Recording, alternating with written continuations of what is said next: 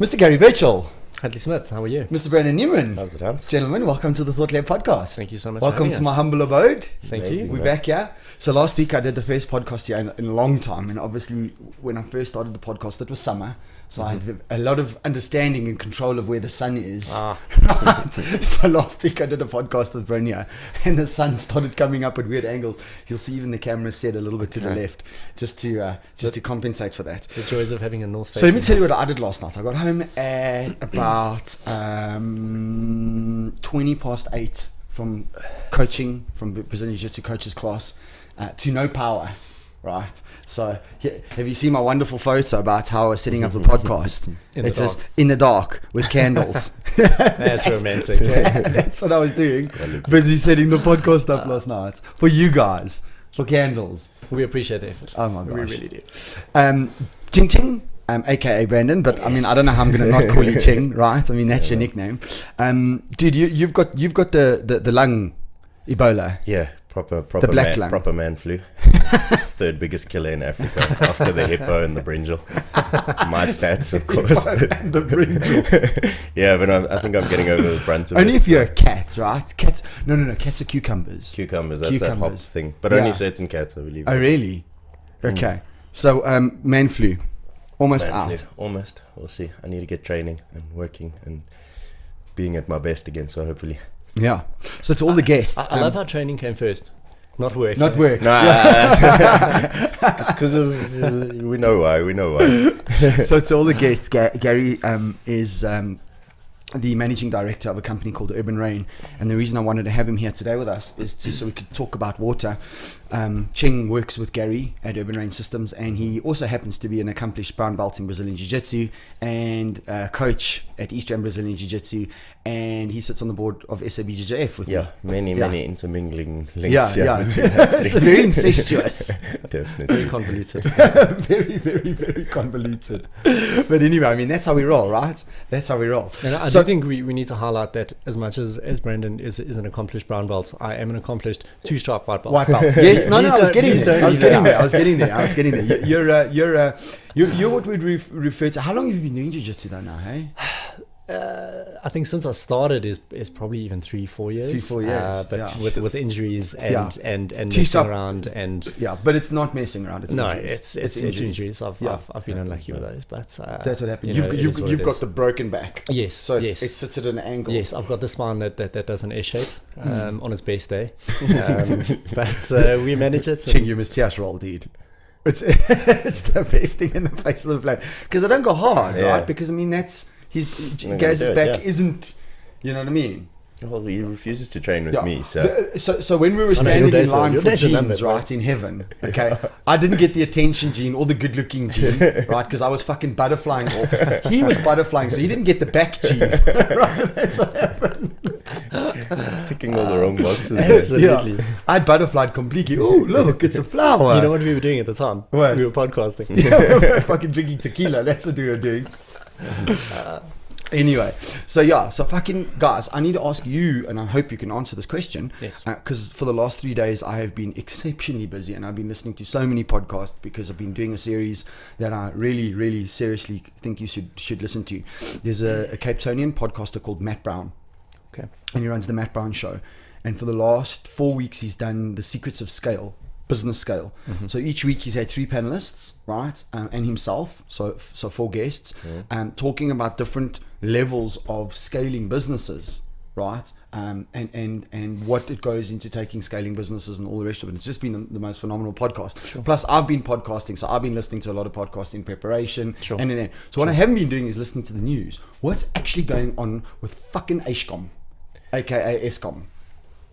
What I've read up is that obviously load shedding is now Imminent. No, well, last night. I mean, there we go. absolutely. You also see that it's compounded by the fact that there's strikes. I think it's going to the CCMA. Okay, so They're it's- asking for 15%. Is it? But is the blackouts I don't know whether they a result of the strikes or So- as a result of incompetence? Because I've heard about the strikes Yeah, from yeah. the Owsley. From what I understand, they are striking. There's a blockage between getting the coal to the power station, and because the power stations run so lean Yeah, on coal supply, it's becoming a problem. And there's a lot of reasons as to why they run so lean, but I think it's more political and bonus based than anything else. So from what we understand, the directors and the guys who are controlling Eskom, they don't want to buy in more coal because it's an expense. So they kind of looking after bonuses and whatnot. So that's why they're running exceptionally lean on coal supplies. And as soon as there's a strike, well, the effect is fairly imminent, fairly quick. So that's kind of what's happening at the moment, and how they resolve it is going to be the next issue. Yeah. Our issue. But I mean, I'm hearing stories of, and this is sort of midnight. I'm on Twitter, because that's been my life for this last 5 days, right?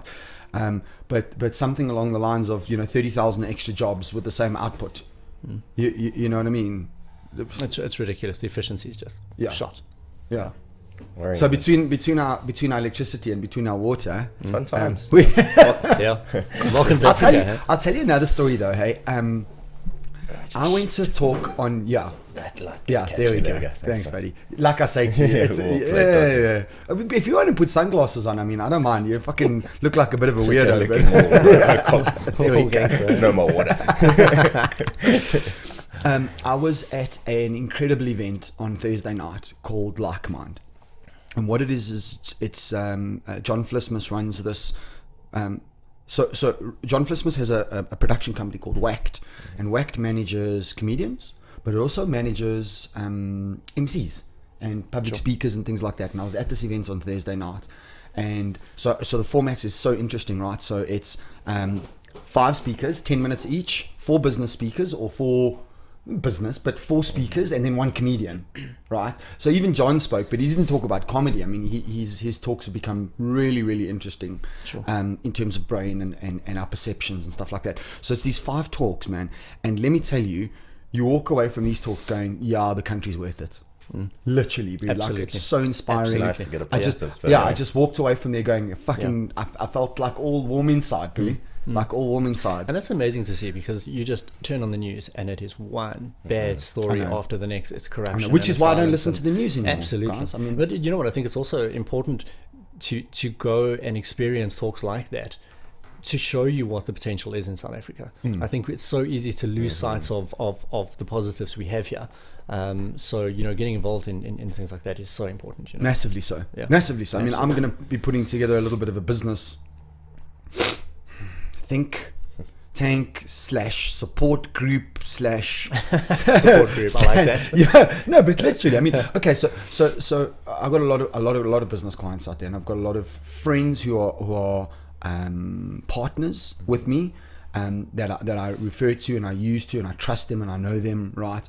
And being a business owner is a lonely road, dude. Very, very lonely, and that's the whole idea behind this, So I mean, I haven't decided yet if we're going to name it, because we're going to do one on the 27th, on Wednesday the 27th, right? And then if it goes, if it continues, then maybe we'll name it. But maybe we call it like Business Lab, or I don't know, something like that. And just get the guys involved and just get support structures going, and realize what's actually going on in the country, because it's, although it's bad, man, I don't want to be anywhere else.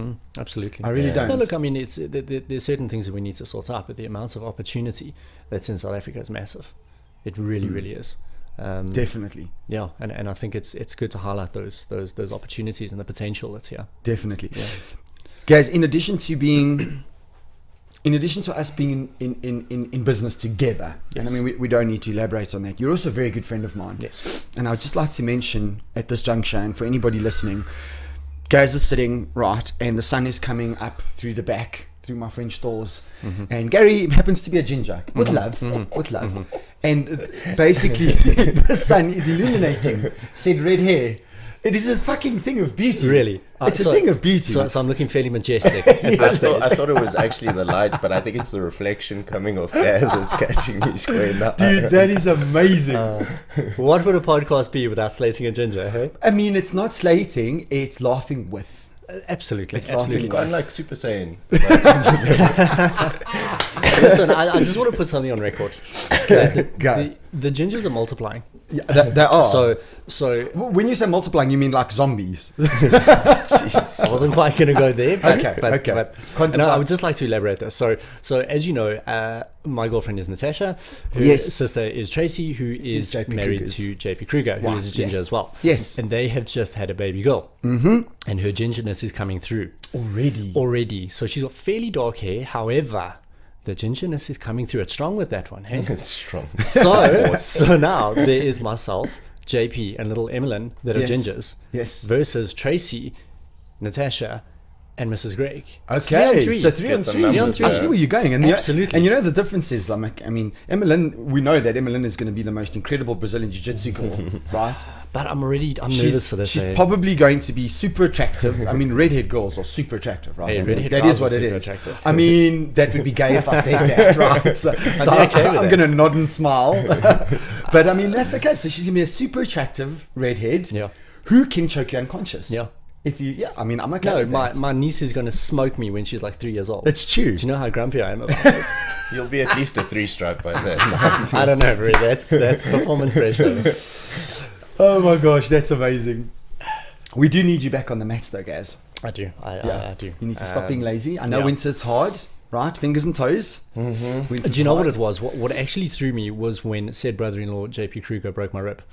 A couple months back. See how you just put that on the podcast? Yeah. there? I want it out, for the world to know that. that you get abused by Yeah, JP Kruger. absolutely. Yeah, but I mean, I was there when it happened, and it was it a was freak accident. such a eh? freak, Always is, man. freak accident. Almost always. Yeah, I mean, my lip, over the last 3 or 4 days has been such a challenge. Fun podcast. Yeah, 'cause, well, you must know I had the podcast with gnwoQd Brain 3 days ago, right? So I was over the weekend. My lip was massive, Seeing you and just I was like that. talking like this, and I was stressing about the podcast, man, stressing. But luckily, like the day before, it was still bad, and that morning I woke up and it just like receded. It's nice. You The know what I mouth- mean? mouth heals The quickly, podcasting gods were looking out for me. Yeah, absolutely.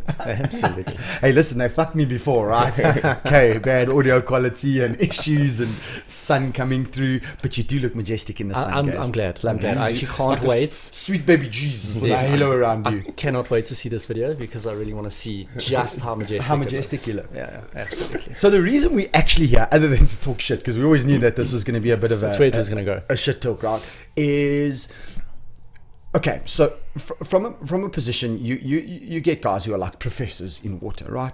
But in terms of us normal laymen out there, in comparison to us normal laymen out there, you guys are water specialists. I mean, you live, breathe, eat, and sleep water in your company, which is Urban Rain Systems.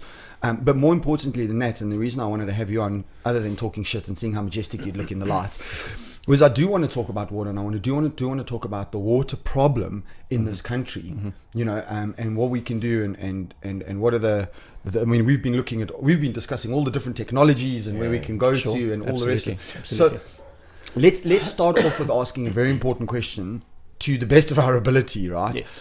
Why is it that Cape Town is in the shit that it is? Yeah, that's contentious issue. Okay, Look, how I about think- this? Give me your opinion. Highlight Yeah. some. Look, Yeah. I think there's a lot of opinions about what's happening in Cape Town, and I think there's a lot of research that's out there, and there's a lot of conflicting research that's out there. But I think really what it comes down to is that Cape Town and the Western Cape has exploded of late. And I call of late like the last 2-3 years in terms of population. Okay. A lot of people from Gauteng are moving down to Cape Town. Okay. There is a massive transfer of people from Gauteng down to Cape Town. Well, the Western Cape and Cape Town in particular. And I think that massive influx of people hasn't been followed up with infrastructure. So there isn't sufficient infrastructure to handle that many people moving into the area. And I think there isn't that. That makes perfect sense. There isn't enough water in general in the area. An area can only sustain X so amount of much, people. maybe a bit dramatic, but so much life. I mean, you look at any ecosystem, it can only sustain so much life. And I think it's under pressure on a good day in terms of the water that it has. Yeah. Now you exacerbate the situation with a drought. And there's been a horrible drought over the last couple of years in the Western Cape. And I think that's just compounded the situation dramatically. Is it because they built the dams too big? I'm sorry. You're just going to throw these into one side. Is it going to be that type of podcast? No. You know what? It is very, very serious, right? But No, simultaneously, the fact absolutely. that people are so fucking ignorant, Yeah. really pisses me off. You know it what, really pisses me off, because if you look at an international investor, right? Let's talk about investment. You're sitting in the UK, right? The rand pound exchange rate is phenomenal. Yeah. Okay, Cape Town is beautiful, although I mean, I've got a lot of mates in Cape Town. We know they're all cliquey and they're weird, but we love them, right? And they've got the mountain and everything. Yeah. And Cape Town is beautiful. It's a great destination. Amazing It's tourist a destination. phenomenal destination. It's great for investment, right? Sure. How much investment property alone can sit in Cape Town? I mean, phenomenal. And then you've got a minister who goes out there and says that it's because we fucking built the dams too big. It's just stupid. Yeah. It's just fucking ignorance. And it does piss me off. Well, I think the political equation is always going to compound, whether it was the infrastructure, the droughts, the this or that. Then you get a few people that are meant to be, heading the situation, putting everyone at ease. And then you get these conflicting ideas of what's actually going on. And, we do all have access to information. But when you're getting, conflicting information, no one knows what's going on. And I feel very sorry for them. And solutions are very hard to find if you can't find the source of the problem. Admit there's a problem and then move on from there. Yeah, absolutely. And every day it's a new article, and between the DA, the this, the that. Yeah. And it's a blame game as well. It is, and it's become. No I one think wants it's to become. take- I put think their it's hand up. become a Yeah. political Yeah. tool. Yeah. And trying to understand politics in this country is always going to be Sheesh. a fun Absolutely. situation. I think that's the problem. I think you hit the nail on the head. Where there's a real world problem that is trying to be resolved by politicians, Yeah. and they've got their own hidden agenda. Yes. And that compounds the situation, and it's smoke and mirrors. And as Brandon is saying, like, we don't know what the actual problem is, because everybody's doing the blame game. Everybody's kind of got their own theory on why we're in the situation we're in, and we can't actually get to, all right, this is the problem, how do we resolve it? Because there's just far too much of the blame game. Yeah. But sorry, just you had an interesting point about how they're saying the dams are too big.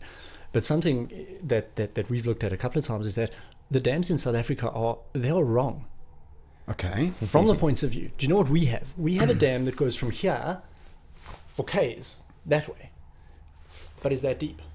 And we have Okay. massive evaporation because of the sun. What we need is a dam that goes from here to your door, But is 2 K's deep. Plummets, yeah. You know what I mean? I exaggerate. got you. but- No. But that makes the perfect problem sense. is I mean, that's science. because of how hot it is in South Africa, our evaporation level is so high. What we need is very deep dams as opposed to very wide dams. That makes perfect sense. Absolutely. Again, science, eh? Absolutely. Lovely when you actually take away opinion and you Well, start when looking you actually think about what is the problem, I mean, evaporation is a massive problem in South Africa. I mean, you've got a swimming pool. How thirsty is your swimming pool? Yeah. That's a result of Yeah. evaporation. Now you have a dam that is 2 K's wide. Do you know how much evaporation take the you vol. get? Makes sense. Absolutely. Perfect But what example. we need is narrower dams, but deeper dams. But obviously, again, that's infrastructure, and those are effectively man-made. Yeah, You of know. course, 100%. No, I mean you bring up a very, very, very, very, very valid point there, and I've never actually thought about that. In Gauteng we're still okay because we do have sort of the Vaal and Sure. and other tributaries. Sure. What does Cape Town do?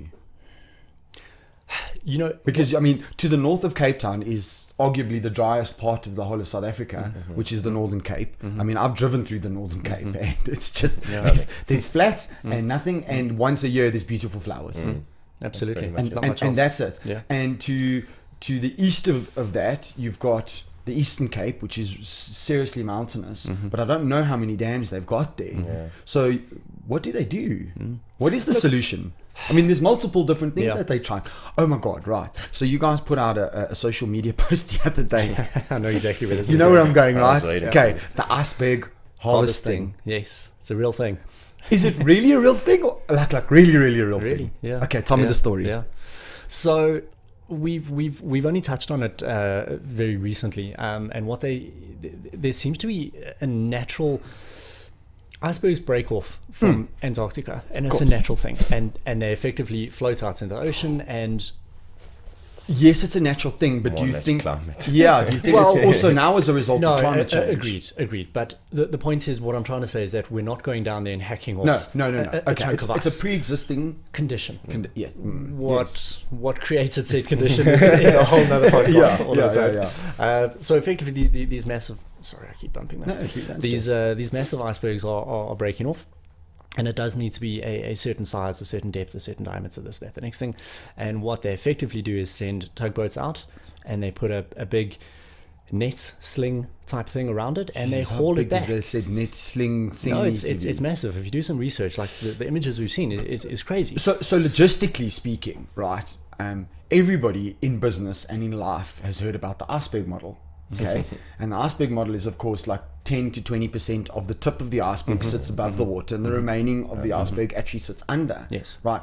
So, I mean, how far offshore would this thing need to be? How would the harvesting work? I mean, what are the actual fucking real life logistics in this? So the plan that they had for Cape Town is they wanted to drag a certain size iceberg, and it would have to go up the west coast of Yeah, because Cape Town. otherwise, imagine that thing dragging on the ground. I mean, Well, it needs to be 40 k's offshore is what Okay. they were planning for Cape Town. So it needed to be an iceberg of X amount of size, and they would drag it up to be 40 k's. Sorry, Hans, 40 k's off Cape Town, and they Carry on would talking. then effectively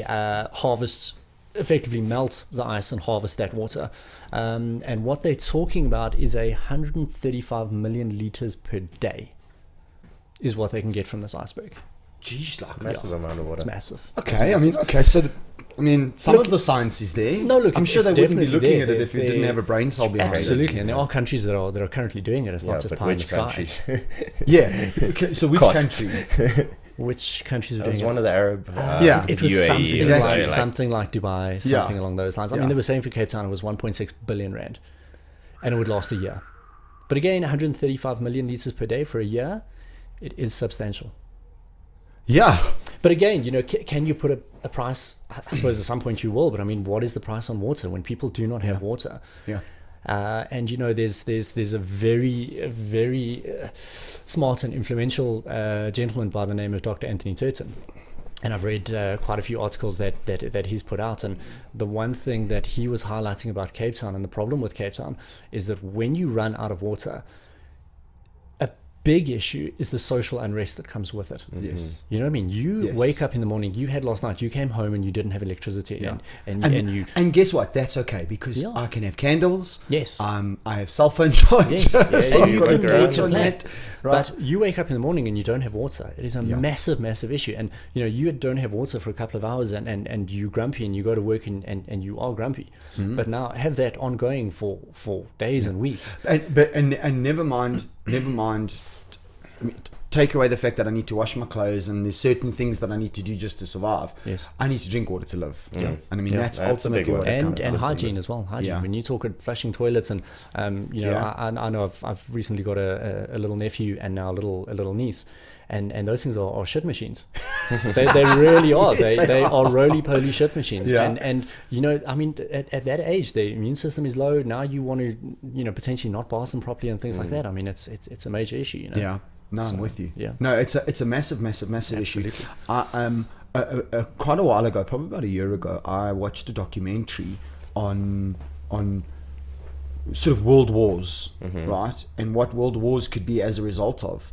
And a lot of guys are saying that the next world wars are going to be over water. Even the science Absolutely. fiction, from novels to how many deal with this theme of just not having water. Yeah. It's going to be the ultimate commodity. I mean, what's it? We can go without food for Yeah. Yeah. 7-8 days. Yeah, man. Yeah. our body's composition. Water's an integral player to just about everything we do, man. Absolutely. And I mean, in addition to that, what do you need to grow crops? Water. Yeah. It affects so many aspects of lives. And I think I stand to be corrected on the stats. As far as I know, there's 2% of the world's water supply is fresh water, and only 1% is accessible. The other 1% is frozen in ice caps. So if you look at 1% Joking. of the planet's water is accessible or is drinkable, is fresh water, and now you have an escalating population Yeah. and a limited amount of water. So it's always been 1%, and there's X amount of water. That's the all water, you can yeah. do. And now the problem is our population is going from 5, 6, Correct. 7 And then billion. with the population comes pollution, so that Yeah. 1% What are may we go doing down. with that water? Yeah. Yeah, because I mean, I'm polluting all the water. Well, I mean, that's the thing. You look at countries like Bangladesh. I mean, their water supplies is horrific. It is so polluted. Yeah, but I mean, you take an Indian country, right? And a lot of these people are subsistence livers or subsistence farmers, or they live off the water. So they're fishing out of the water for food. They're living on the water, and then they're using the water for hygiene. all Absolutely. simultaneously. And now Dude, you go that's- from X number of people, who are using that water supply. Now you start Increasing adding more and more and more, and now what happens? Well, you have unrest, because now we start arguing about that, and you use more than me, and Yeah. that breaks out violence. Like it's a real thing. Like people say, really, geez, a war over water. Yeah, It's war it's over a water. very That's my worry very in real Cape Town, thing. man. We as South Africans, we notoriously throw our toys out the cot when things don't go our way. Yeah. We often have to.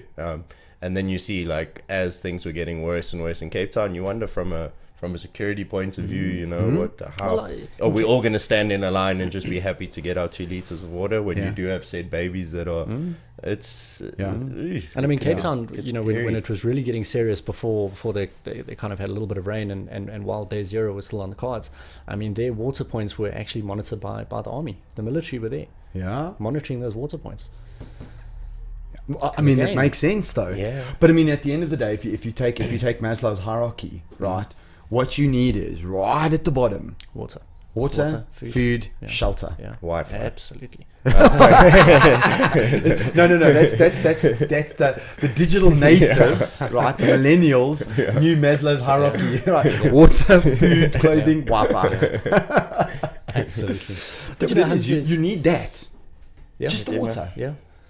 But Hans, there's something, I was thinking about what we're going to discuss on this podcast. I've been thinking about it for the last last couple of days Whoa, that was me, Hey, happens to all of us, eh? Yeah. Even the experienced ones. Yeah. Since you spoke to me about doing the podcast, I've been thinking about what topics to kind of touch on.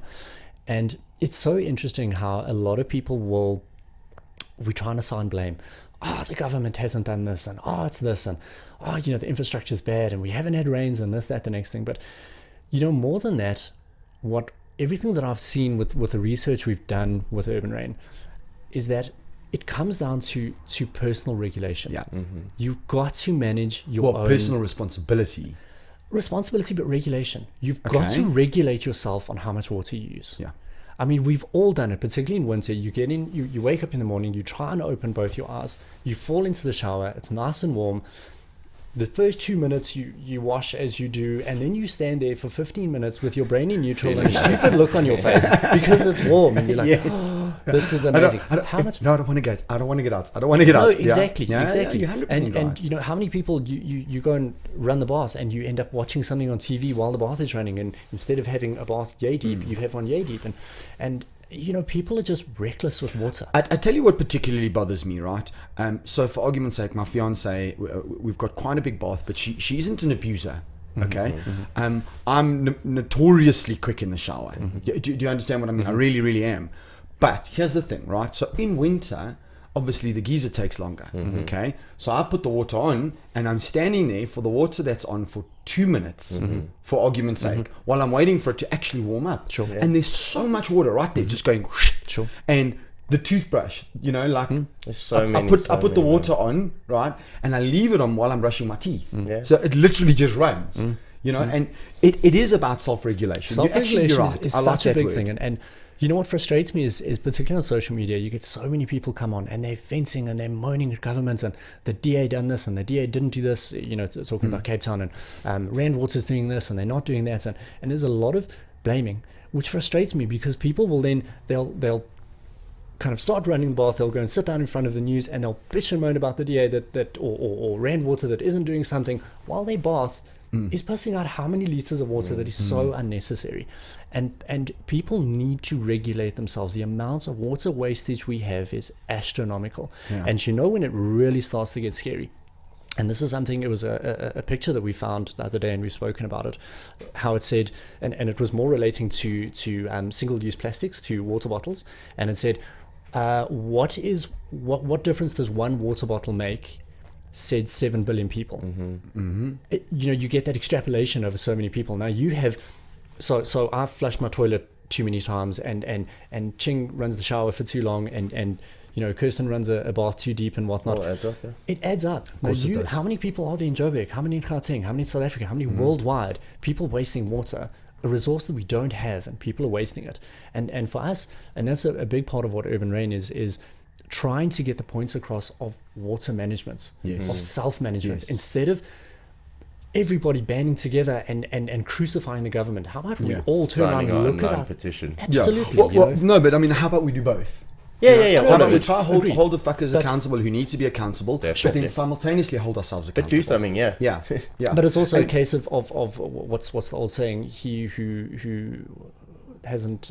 What's yeah, the if you saying? don't have blame, Yeah, like don't or- throw or- stones if you live in a glass house. That's How's the one. that? That's the one I'm How's looking that? for. Sorry, Gonna it's throw early, out eh? a few- Yeah, No, yeah. they could have gone anywhere. But you know what I mean? Like we can't sit it there is- and blame the government when we are wasting water ourselves. You And know, the like- more that you and I have spoken over the last while, the more and I mean, it is the last while now, so it's Yeah, probably a year yeah. or two, Sure, right? sure. The more I have become very, very, very conscious Absolutely. of how I do things and what I do things Absolutely. and the water and all the rest of it. And it does bother me. I mean, like one of my serious pet peeves, and it's not even a peeve, but it irritates me, the fact that when I switch my shower on, I'm waiting for it to get warm because it's the middle of winter. I can't get in when it's freezing. You know, hypothermia. I'm old. I'll have a heart attack. Fucking Good for But the you know- joints, man. But you know, again, like there's a lot of equipments and techniques that can be implemented to avoid things like that. So just a prime example of what you're talking about, there's a piece of kit called a red water valve, and what it does is you install it on your shower line, and it works on a temperature basis. So as you turn on your hot tap, there's obviously cold water in your pipes that gets fed through first. And what it does is this red water valve will divert that water into a tank like a rain cell, just throwing out the rain cell there. But it's the internet. You can do what you want, bro. So divert that cold water into a rain cell tank. When the temperature hits, I think it is 30 or 40 degrees, it opens up and the water comes out your shower. So that water doesn't get wasted down the drain. It divert. gets diverted into a tank that can be then used for topping up your pool, watering your garden, and things watering like your that. garden, So the etc. points I'm trying to make is there's a lot of things out there that people can be doing. Yeah, but I mean, okay, so let's talk about the different tanks now, because I mean, Sure. it is something I want to discuss. Because Yes. okay, so you've got two different tanks. So the first one is a tank that sits between municipality and home, right? Yes. Correct. So municipal water and my supply. And essentially what that would do is it would keep a specific level of water in the tank, and then if the municipality went out, Backup. I could use that. Yes. All right. Yes. Then the second tank is rainwater harvesting. So it's actually Yes. capturing rainwater, Yes. right, as it rains, and getting 3,000, 5,000, however many liters Yes. worth of water that my tank has. Okay. So that's cool. And I mean, I understand your business principle really well. My question then is, what can I do with that water? So what are the different uses that I can do with it? Obviously, I can take it and I can water my garden, correct? And I can fill up my pool Clean or whatever. cars, Can I dogs. drink that water? Look, on the rainwater harvesting side, so first of all, we have a range of tanks that can be used for any application. Then there's different systems that can be installed. So the one system, as you say, is domestic water storage, but that can be used with any of our tanks. Then the other system is, of course, rainwater harvesting. So with rainwater harvesting, that water typically is used externally, so garden irrigation, washing the car, filling the pool, that sort of thing. But with filtration units, that water can absolutely be plumbed in for drinking and showering. Yeah, and there's the key thing you said there, plumbed in. Eh? So actually, Absolutely. so how would that work? Would that go through to, for argument's sake, my kitchen to a separate tap? No. You tap into your main plumbing system. Yeah. So Oh really? main Oh, mechanical right into. system, yeah. Okay, so I'll just open up, and then obviously it works pumps and pressures and Yes. And I mean, So the harvested rainwater would go into a tank. You would have a booster pump to give you the required pressure throughout your house, Holy shit. and it would just go through a filtration unit that we supply, and it's a relatively inexpensive, simple system. Because if you think about it, rainwater by nature is pure. Where does rainwater pick up its impurities? Maybe a bit Well, of dust in the no, air. let me tell you, rainwater isn't pure. Rainwater is magic. Yes. Okay, I tell you what, guys. Beginning of I don't do it anymore. But when I first moved into my house, beginning of summer, I would water. Yeah. Right. Yeah. Because I want my grass Yeah. to begin. I don't do it anymore, Yeah. and largely thanks to you. Okay. Fucking hate you.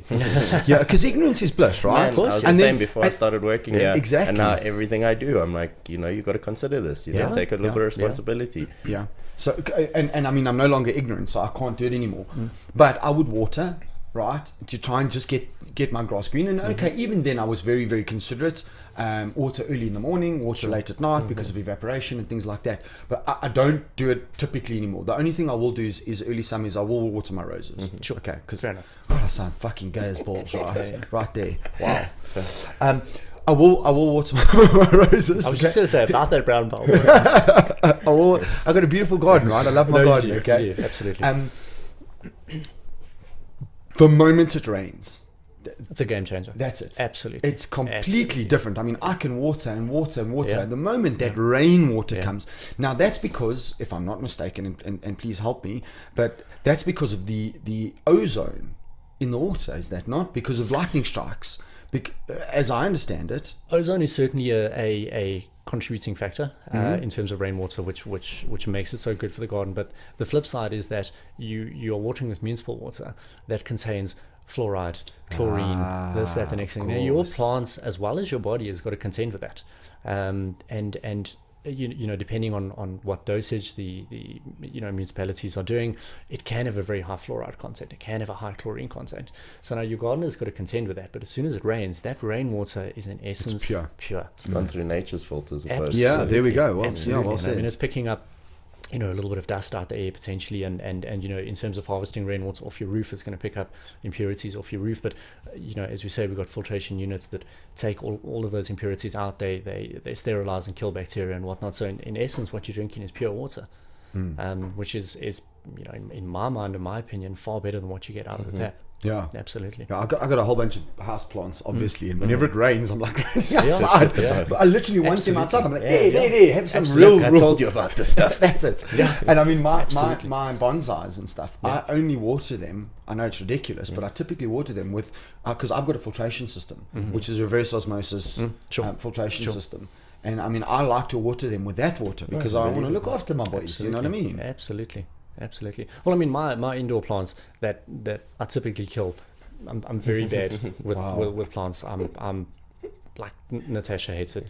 If she gets a plant for like, she buys a plant, she takes it Doesn't to my bode house well and for takes you reproducing. I was going to say puppy next. No, not even puppy. Why do you think we don't have animals? Like, we kill plants. But typically, when a plant is alive in my house, I will water it with rainwater. So I'll run outside and get a bucket or jug of rainwater and bomb it into the plants. Sure. Problem is, I don't do that enough. That's why they die.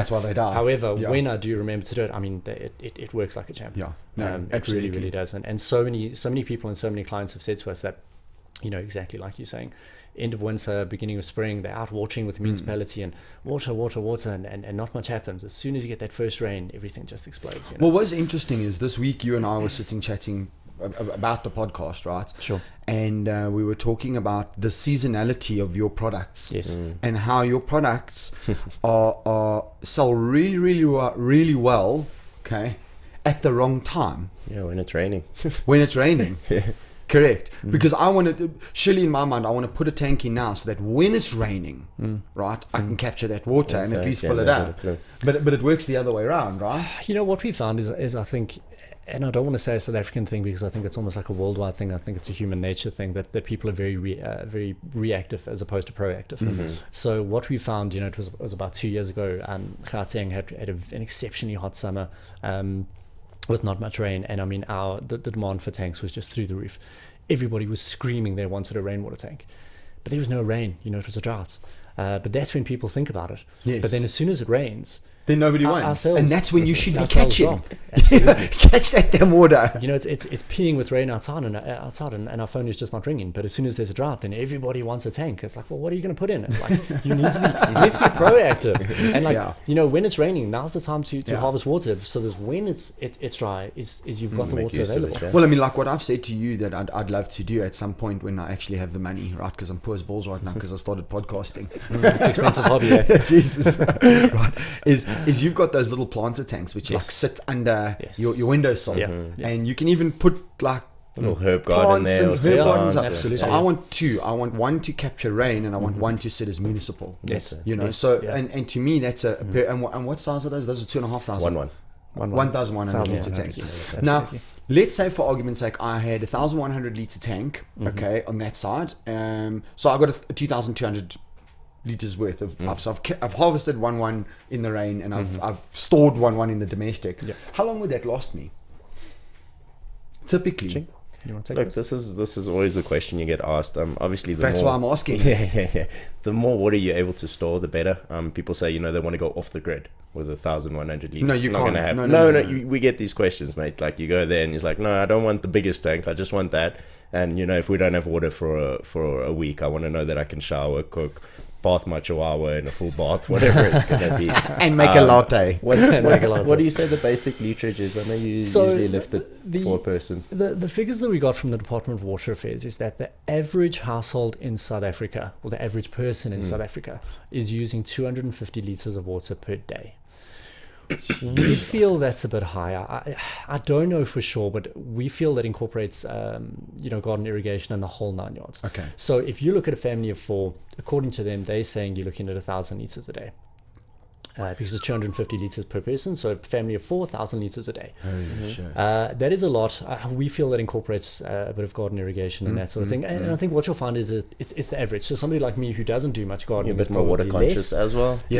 Somebody who. But I mean, okay, so let's say for argument's sake, my water mains go out, right, for whatever reason, because of incompetence in government or somebody just hits a pipe. How many times? Right, because I mean that happens as well, right? Absolutely. If I was conscious and I didn't be extravagant, how long could that last me as a family of 4? Like, so if I was super water conscious.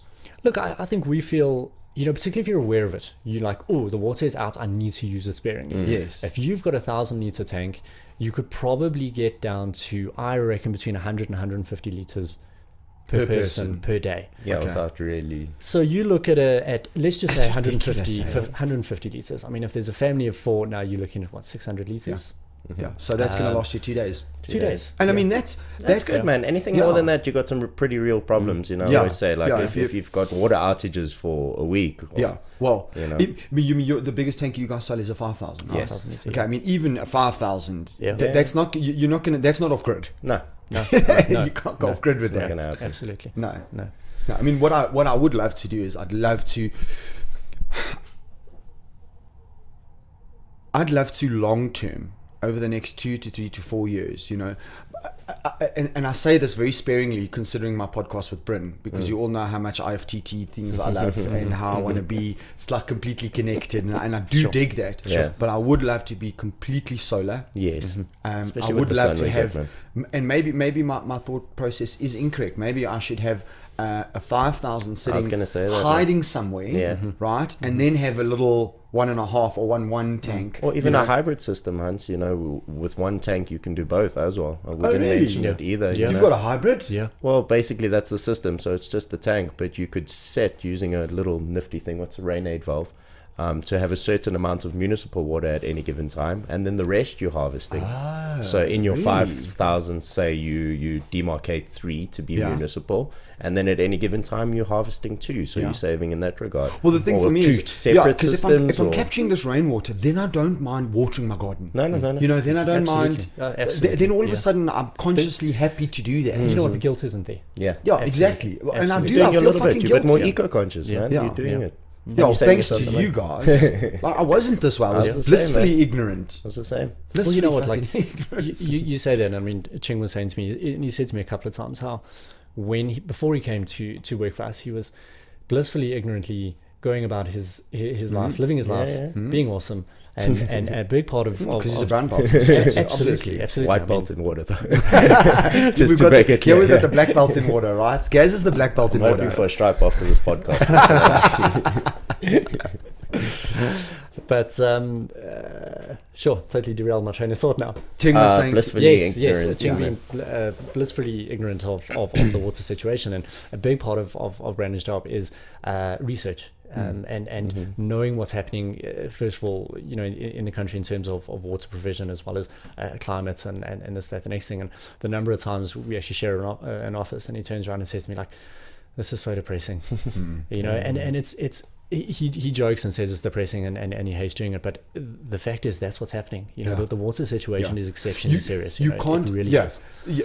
You can't detract from the fact that it's true. Yes, absolutely. You see, that's the thing. Well, that's what makes it really worrying. Yes. As long as it's I think part of it is that people just don't know how bad it is. That's what I was just about to say. Everybody's going along their day like fucking living La Vida Loca and worrying about their latte. And I make a joke because this is John Flissemus's joke. As long as I've got my latte, I'm fine. He always jokes around about that.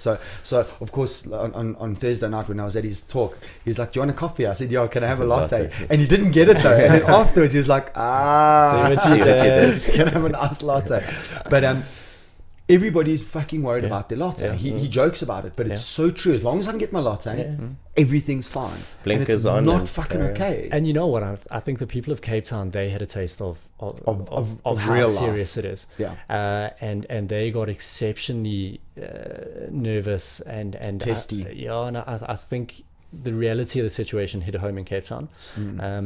But you know, and this is something that we've spoken about a lot at work, is that if Joburg and Gauteng goes through anything near like what Cape Town went through, It's what happened with electricity. We have I'm got a not meant massive to be a problem. doomsday prepper, Yeah. but then on the positive side, you know, a byproduct is that a lot of Cape Townians are probably like a bit more Of course, conscious of what they're doing absolutely. or whatever. I mean, So if we can just look at them and then already start implementing those sort of things. So let's talk about. I want to talk about big solutions, but I want to talk about small solutions first. Okay, because I'm in agreement with you, and I tried to correct you, but I agree with the word you used. You know, we need to within ourselves start regulating. Yes. That's the word you used, right? Okay. Huntley Smith, I want to regulate. Okay, so not everybody has the money for a rain tank. Okay, cool. What are the small ones I can do? What are fucking things that I can just go? Because here's the whole problem. Even with that red water valve, right? I need plumber. I'm sure there's So and here's installation the costs unfortunate thing: involved. it's not cheap. It's not cheap. I mean, like, okay, I want to be super water conscious, but just that rain red valve is going to cost me X amount of money. That's cool, but now my plumber's got to come out, and that's going to cost me $3,000. Yeah. You know, none of these solutions are cheap. Sure. I think then it becomes effort-based, Hans. A lot of the time we also like, I don't want to diet because food's expensive or whatever. Yes, there are very real costs to have very good solutions to these sorts of things. But, you know, to use your example of the shower, a bucket, mate. My gran does it. You know, she's, you know, those old school people, they know about going without, and she can barely walk, but she's got a little bucket there, and she picks up said bucket and waters her plants. So you know, yes, it's an extra 5 minutes and no one wants to carry a bucket around, but you know, that is going to make little improvements like that, and that's your bottle analogy then. If every single person just has a bucket in their shower, how many liters then goes from there? So even bucket in the shower, shower timers. So it's it's effectively a waterproof stopwatch. Let's call it what it is. And you bomb it into your shower, and you climb in, and you click go, and it counts down from 2 minutes or 5 minutes, whatever you've set. And when the alarm goes off, bud, you get out of the shower. That alarm. Song on your phone that's set to, so whatever your jam is, set that song. 3 minutes? Because typically a radio song is 3 minutes. Do your little sing-along. I sing amazingly I in the can shower. belt it as well, man. Listen. Bon Jovi, right here. Oh, Is that your jam? Absolutely. Just judged you so I badly, don't dude. care. I sound magnificent. Says the man who was watering his pretty roses. Okay, touche. No, but you know what it comes down to? But what it comes down to is self-regulation. Yeah, but I'm asking. So, But again, like somebody can say, "Oh, I'm gonna have a shorter shower," and they climb in the shower, and it's nice and warm, and you know, even if they've got a shower time and it goes ding after 2 minutes. but you know what the thing is, guys. So let's talk about diets, right? Okay. So I'm interested in dieting. I can go out and I can find out all information about diets, right? I'm interested in water conservation or self-regulation. Can I go out and find all this information? No, not can I? Is it available? Look, there's a certain amount of information available, but again, even that's what we do. I mean, but that's my point. Let's give it to the. As much as Urban Rain is a tank manufacturer, our primary goal is water management, and a big part of water management, of course, is the rainwater harvesting side of things. But we also we have sections on our websites. We do a lot of social media content about this of water saving tips. And I actually wanted to say that if anybody's interested, go and join the social media page Urban Rain Systems, because you do put out a lot of really good information. You know, and that's where I get my information.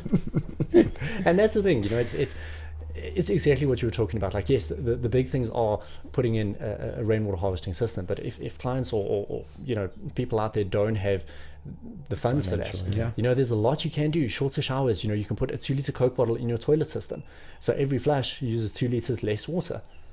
You know, small things. Misters on the taps as well. Yes, and that's what I wanted to talk about. Aerators on taps. Yeah, so what it does, instead of a full stream, you've got like 6 little streams. Yeah, absolutely. It's the most frustrating thing in the world to use. I know. But again, you know, myself and Tash went down to Cape Town.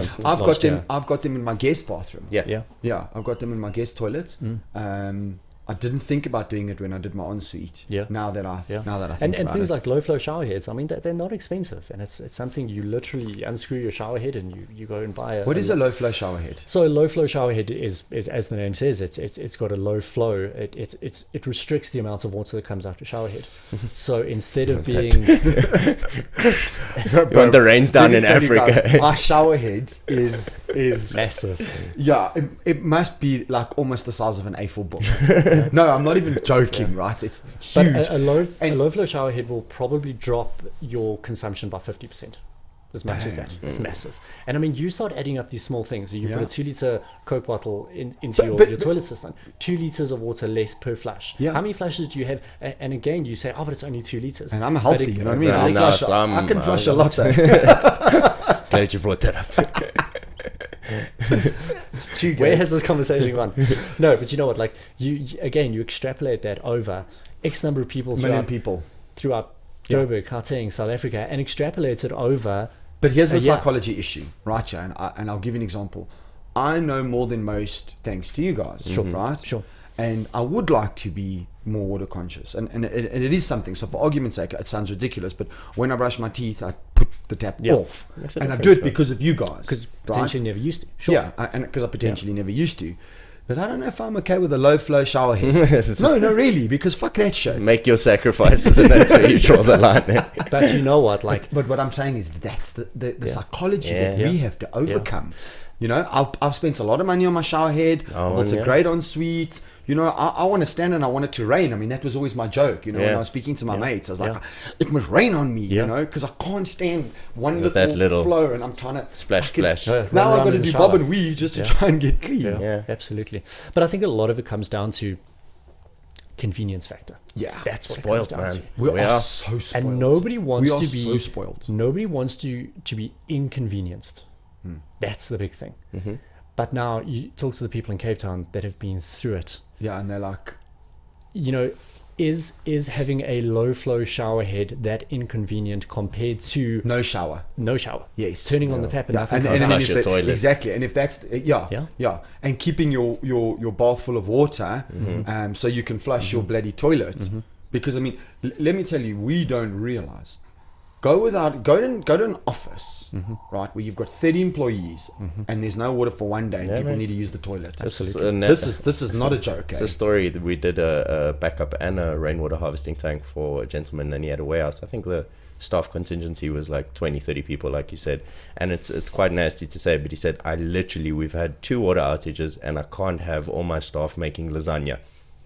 This was his exact thing. He was like, it's nasty as can be, but that's the crux of the situation. He said they can't carry the water. Everyone has to do what they have to do as humans. Agreed. It's affecting the work rates in this, and you know, you've got to. It seems so simple. This stuff has to go. You know what somewhere. we do, right? We click a button and we expect it to flash. Yeah, absolutely. Until there's no water, Yeah. and then all of a sudden, The shit. It's the fact. it's the fan.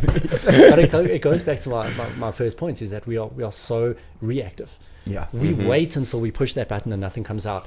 Oh shit, we got to do something. No, wait, hold on. You could have done something ages ago to prevent this, but we don't do Human it. nature, man. And you know, a prime example of a company that has got rain cell tanks installed for that exact purpose is Telemedia.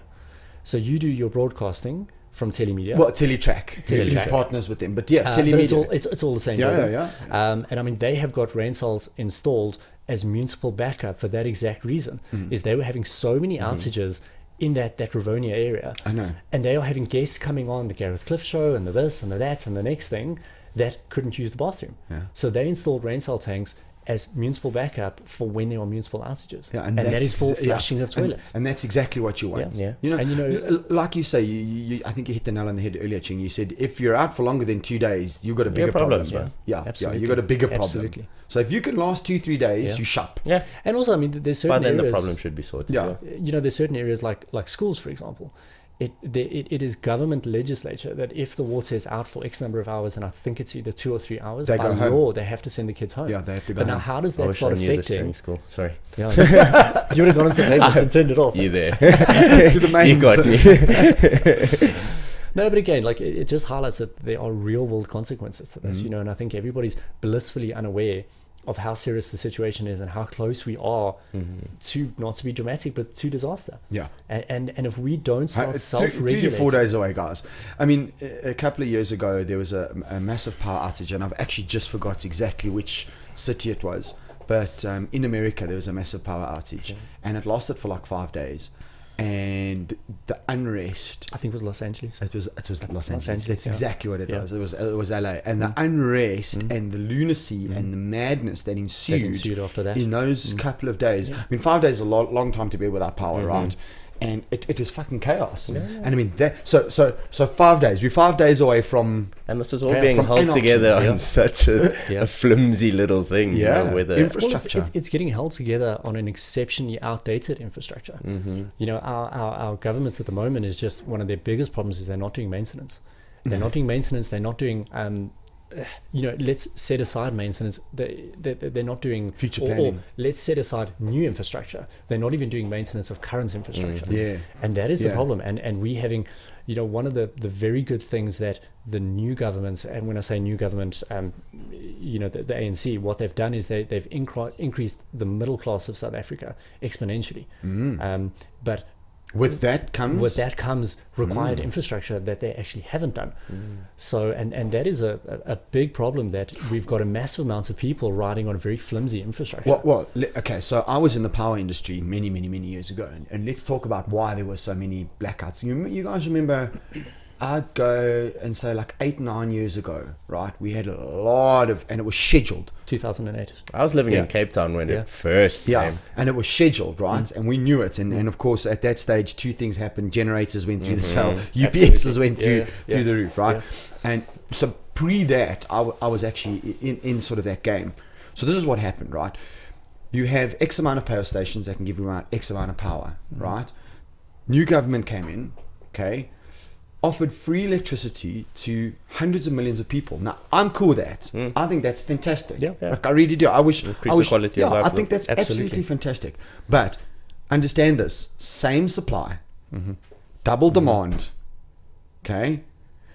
Same income. So Yes, I'm saying but- same supply of electricity. But they say didn't monetary increase. compensation, because a lot of that electricity was getting given for free. Still Yes, cost. no, but that's exactly. Yeah. So, you're right. You're right. Same supply, same income, double the output, selling our power. I was going to say to our other neighboring countries right, as other well. neighboring We- countries. Absolutely. And then we fucking felt the brunt in terms. Now, I don't mind. Like, I'll even go as far as to say, as let's look after our own. Sure. you know? Yeah, But then we sure. ran through all these powers. So surely at some point you need to sit around and do a basic math, arithmetic exercise and go, all right, I'm doing this, I'm doing that. We're in trouble. We're in fucking trouble. Yeah, absolutely. Fine. Let's start with a new power station. You know, PBMR, Pebble Bed Modular Reactor, is something that they've been putting money into for how many years? You know, and it was shit, man. It was really. It was there, Yeah. you know, the technology was there, and we all thought that this PBMR thing would come out and all the rest of it. Sure. But the fact of the matter is, you can't hope on technology that hasn't been developed yet. So we should have been making more power stations. Same thing with desalination. And that's it. Now, here's the even more fucked up thing, right? When the new government came in, they actually decommissioned power stations. So they actually switched off power stations and doubled the demand. I mean, I'm saying doubled in hyphenates here, Sure. and doubled the demand. So I understand that very well. Are you saying that that's the same in the water?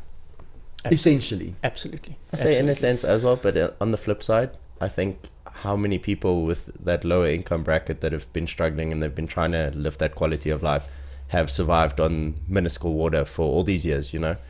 In the poorer areas, they know what it's like to be with 250 liters, and they use that water sparingly. Yeah. I think it's it can flip the other way in terms of water. I think they manage and understand it far better than us. than we do. You walking to Agreed. get water, you're not going to take that water for granted. Absolutely. You and me with our great Absolutely. shower heads middle and class, that yeah. thing. So I think in that regard, we can almost take something from that side. Yeah. That they're doing a lot better with water in a lot of Agreed. instances. than us. Absolutely. But I mean, the fact of the matter remains is that the demand for water is increasing and the supply is not matching it. But again, that being said, and I'm glad you kind of touched on this topic, where we can build another power station to make more electricity. build How do we more water. make more water? Exact point. That was what I was just about to say. Exactly. So we cannot make more water, and on top of it, we're abusing the water that we have.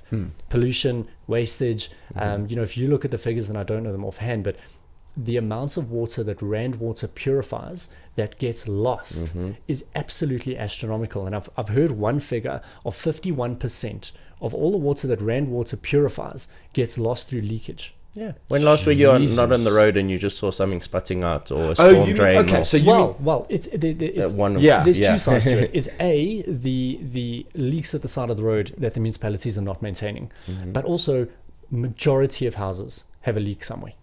Whether it is toilets, dripping tap, this, that, the next thing, all of that again exponentially adds up. Yeah. You have every house in Gauteng with a dripping tap. Do you know how much water that is? It is massive. Yeah. And that's another thing you were asking of what we could do. Check your own house out. You know, and this is one thing that so with Urban Rain, we've partnered with a plumbing company that does all of our installations. And Warren is exceptionally clued up in terms of plumbing, and he says you'll probably look at north of 90% of houses your toilets leak. People don't realize your toilet leaks. A constant little trickle down there. Oh, really? Yeah. How many of the old toilets you see that mark? That mark. Yeah, you're right. That's not because that is permanent. Yeah, that's sorry. Wow. This is why you guys brought this. Wow. Today's podcast is brought to you by butterflying and shit. But one of the easiest ways to check your toilet is to bomb a little bit of food coloring in the system. The toilet system, bomb a couple of drops of food coloring, so turn that water blue, green, preferably not yellow or brown, and see after an hour or so, is the water in your bowl. What a phenomenally great idea. Absolutely. And it is scary to find. That is one thing Warren says, 90% of houses your and that's your quick fix. Yeah, that's absolutely. That is such a fucking cool idea. Yeah, absolutely. Yeah. Absolutely. But I mean, sorry, Hans, going back to the water wastage. If it is anywhere near 51% of water wastage, I mean, that is ridiculous. Those astronomical figures that we need to sort out. And that again comes down to infrastructure that isn't maintained, ignorance, I suppose, in the general public in terms of the water that they are using and wasting. And again, you're only really going to know that and feel that when you turn on a tap and nothing comes out. And that's a very big thing. So 4 or 5 weeks ago, you and I were chatting. When we first decided to talk about the podcast, we were talking about these water wars, right? Yes. And you said something that fucking hasn't left me. And you said, think about it this way. In Europe, you've got one river which runs through 6 countries. What happens if country number 1 turns around and goes, I'll take that. I'll ban that. Yeah. Who does the water belong to when you've got a river and 5 countries all using the same river? Absolutely. Who does it actually belong to? It definitely doesn't fucking belong to Nestle. Sorry, because I have a personal issue. I have an issue about that. Absolutely. Yeah, where the CEO of Nestle turned around and said that water shouldn't be a human right. Yeah. Well, fuck you, CEO of Nestle. Absolutely. You know what I mean? I mean, he literally said that. Yeah, absolutely. Yeah. But I mean, there's some real world problems that bigger than South Africa, like the whole world needs to be looking at going, who does water belong to? Well, even us, if Lesotho stops the water. The Lesotho Highland Water Project. Literally, sure, okay, we've got a nice thing going in there in terms of they get their electricity, but if they stop that water, that's massive problems. And I'm sure that could be emulated all around the world. Israel, they've got some contentious issues with a lot of people around them. They've got some water in terms of I think they're leading desalination wise, and if they stop giving water to certain surrounding countries, look, I think water is going to be the make and break of a lot of regions around the world. So what Ching was saying now about Israel is they are by a long way the world leaders in desalination in terms of technology, and I've read a couple of reports where they say that Israel is to a certain extent going to bring a lot of peace to that Middle East region through desalination and through supplying water to absolutely and supplying water and technology, because again, nothing is going to add fuel to the fire like a lack of water. So those countries are already disliking each other and boxing with each other. Now you take water out of the equation, or like you say, damming up a river that passes from one country to the next, that is going to cause major issues. And I think water is going to be, like I say, the make or break of a lot of countries. It's going to make countries like Israel very popular in terms of the technology they can offer, but it's going to make certain countries exceptionally unpopular in terms of diverting or damming up water supplies that lead to another country. So let me flip it out in its complete fucking head, right? I've been listening to an incredible podcast lately. So let's completely flip it. Astronomy and astrophysics, right? what do they look for when they look for life? Okay, because that is a really big question, and it's a fun question. And I'm not talking about aliens, guys. I'm talking about life out there. Sure. So you look at the Goldilocks band, right? So every star has planets, and there are millions. The figure is something like 1 billion trillion opportunities, right, for life. 1 billion trillion. Okay, so all right.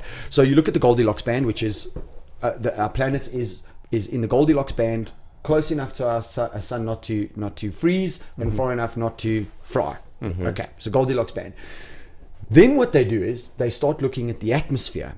And in order to look at the atmosphere, they look at the atmosphere very specifically, because if there's a specific ratio in the atmosphere, then they surmise there may be water.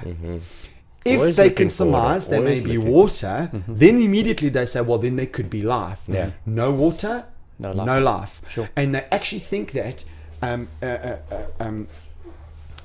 where life really, really, really starts, okay? Because any planet has the propensity to have our thermal or our gyroscope, you know, which is what the Earth, the mantle flows over the core, and that creates electricity, and that's and that creates volcanic Chemicals, guys. chemicals.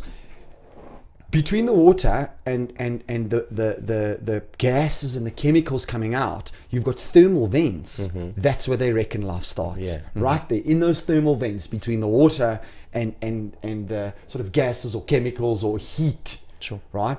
So that's what they're looking for. They're saying, all right, if we're going to look at life, what are the parameters? Okay?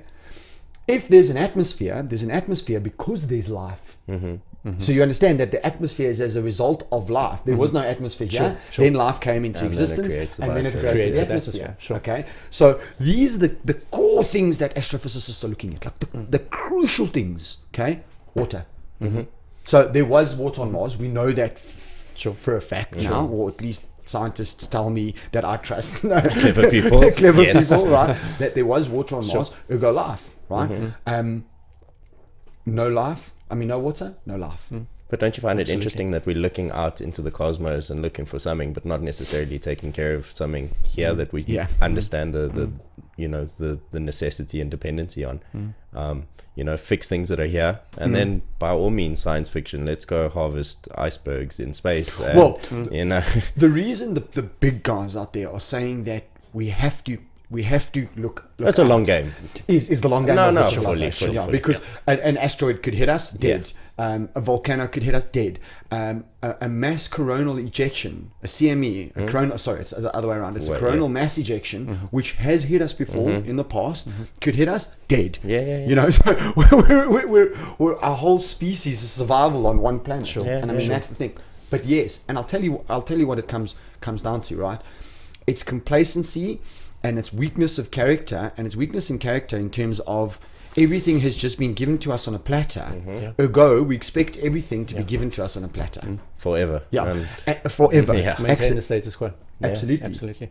But you know, in my mind, surely, so we go into Mars and we're looking for life, and we're going here and we're looking for life, and we're exploring all of these other regions because of the risk of something happening to Earth.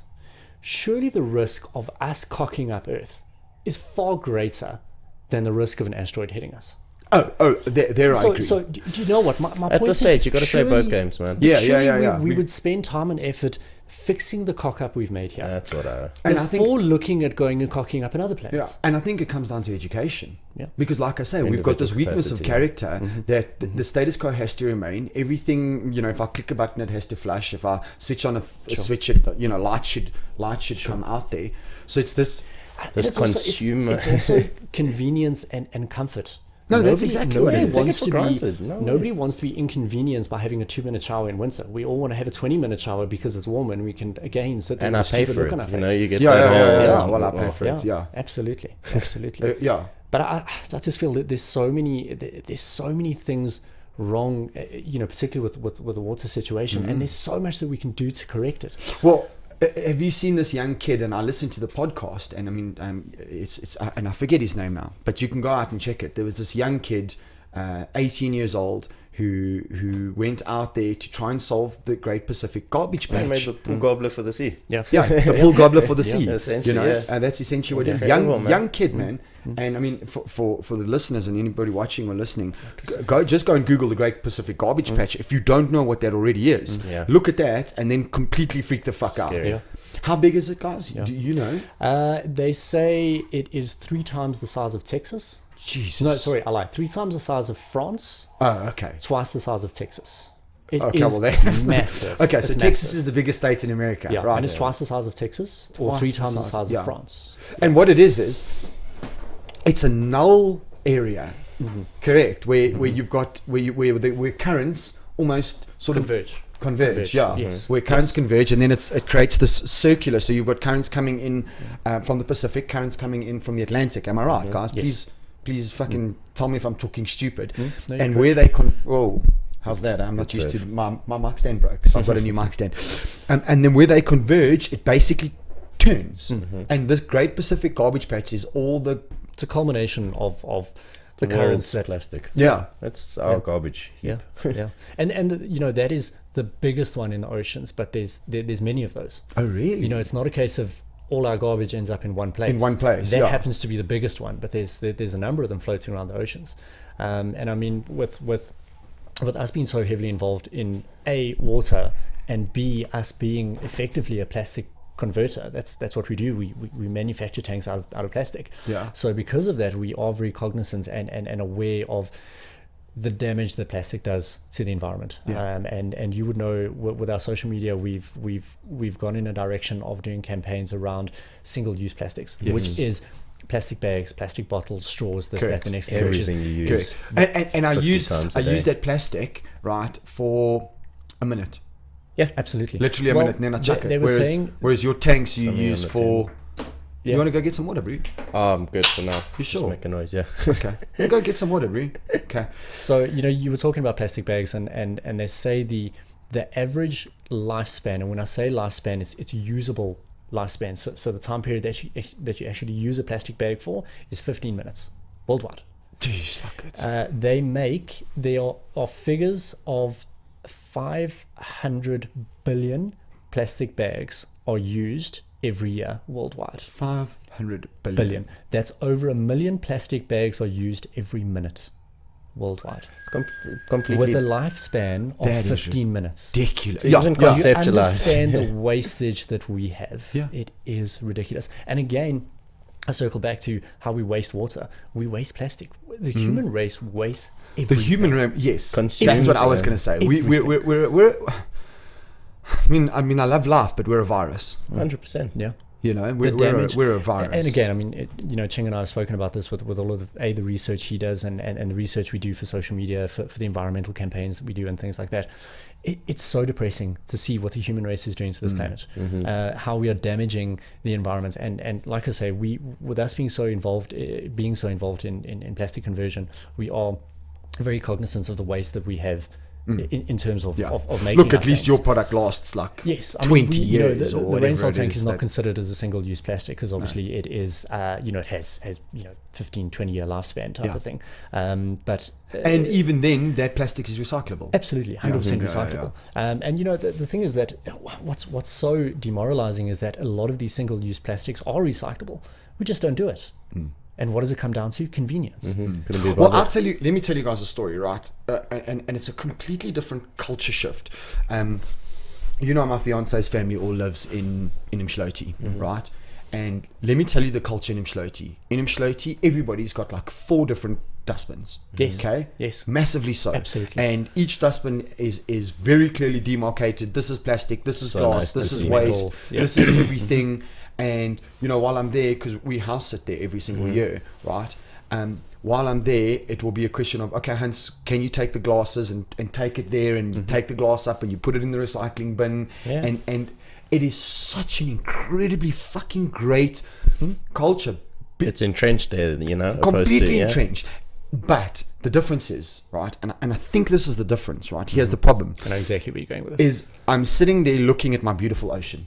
Right there. Okay. And so it's first and foremost on my mind. I mean, they create initiatives where they clean beaches. Yeah. And Yeah. like my fiance's uncle, you know, he's in construction there, and they actually put together this whole campaign to make wooden surfboard benches for the front. Like they're so community based, but it's small, and the impact is met immediately and seen immediately. If they fucking waste, their beaches look shit, so they clean it and they look after it, and they really do it.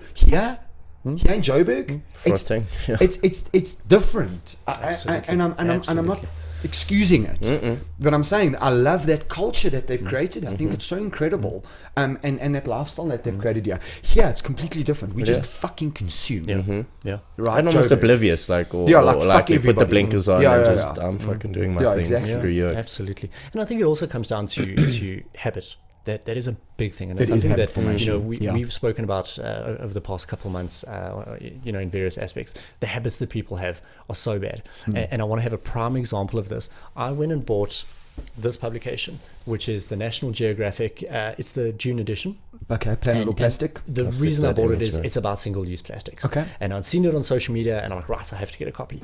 So myself and Natasha went to Bedford Centre the other day, and we went into exclusive books, and I found this magazine. Right, I'm going to take it. And I went to the counter, and I'm busy paying, and the cashier's like, would you like a plastic bag? I'm like, yes, please. And he put it in the plastic bag, and I paid. That's why you brought the plastic bag is here. I walked out, and as I walked out, I got to the door, and I looked at Tash, and I'm like, Angel, do you know what I've just done? I bought a publication about the dangers of single-use plastics. I got you. And I bought it, and I put it in a plastic bag. Why is that? Most clearly didn't Habit. No, it didn't need habits. Would you like a plastic bag? Yes. Yes, please. Yeah, but now that's why everybody's so fat. Yes, would you like to supersize? Yeah. Yes. Yes. If there was no plastic bag to be had, you know how many times you get there and you've got your little material bags in your car or something. Yeah, and you've or something. forgotten them, Yeah. Then you get there, you're like, I couldn't just be bothered. Just I don't even know how much a plastic bag costs. At something like a bookstore, that makes perfect sense to me. Don't even offer plastic bags. Absolutely. Why not? Well, but even groceries have boxes. Have this. You know, if they're there and they're not available, you're not going to use them. Okay, but you see, then you'll have consumers. You have to understand that change management is difficult. But at a like, for argument's sake, at a bookstore, right? That makes perfect sense. But don't offer plastic. Well, I mean, you're not buying 40 books. I was going to say, who's bought? You're buying a book. You put it under your arm when you walk out. Absolutely, of course. But it's very much habits. I mean, a number of times I will go on my way home from work. Obviously, you had a busy day, a million things on your mind. Pop into Woolworths to get something for dinner. Get to the counter. Would you like a plastic bag? And I have 2 material bags in my boots. And all of us. Every single time I'm like, yes, please. Yeah.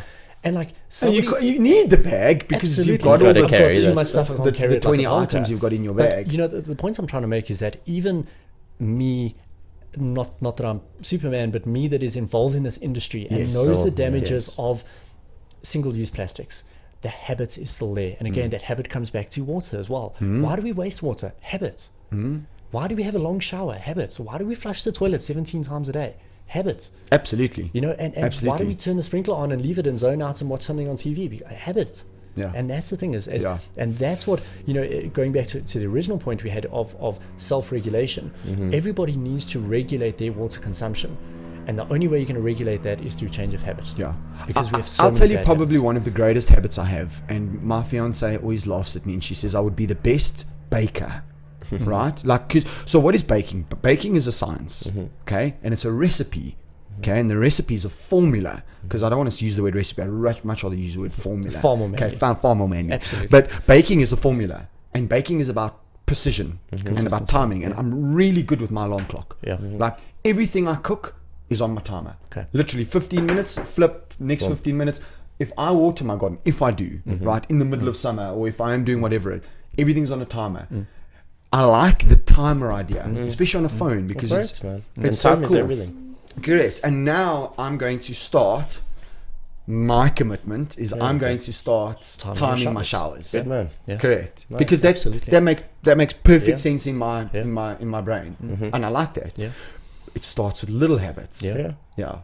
But again, and that's something that us as a company, you know, we're trying to get people to focus on themselves, as opposed to, you know, on our social media, we can sit there and blame Rand Water, and we can blame the DA, and we can blame whoever Everybody, we want. It's not going to change anything. What is actually going to change the situation is the people of South Africa. You have to self-regulate and make that commitment that I'm not going to sit there and blame the DA. I'm rather going to, what can I do? What can Create a culture of doing something Absolutely. about it. Yeah. So create that culture of recycling. Yeah. Create that culture of water. Create that culture Absolutely. of single plastics. I mean, I was in Rivonia yesterday afternoon. I had a meeting at 3-4 o'clock in the afternoon, and then after that I went to Brazilian Jiu-Jitsu coaching and all the rest of it. And I asked for an iced latte. No, not an iced coffee. Sure. And I was so chuffed because they brought it to me, and they brought it in a cardboard. Nice. Cup. No, cardboard Straw. See how many of the different Cardboard restaurants straw. are making And the I was commitment so to. chuffed. I was just like, this is fucking fantastic. But that being said, the number of countries, European countries, that are actually banning straws Entirely.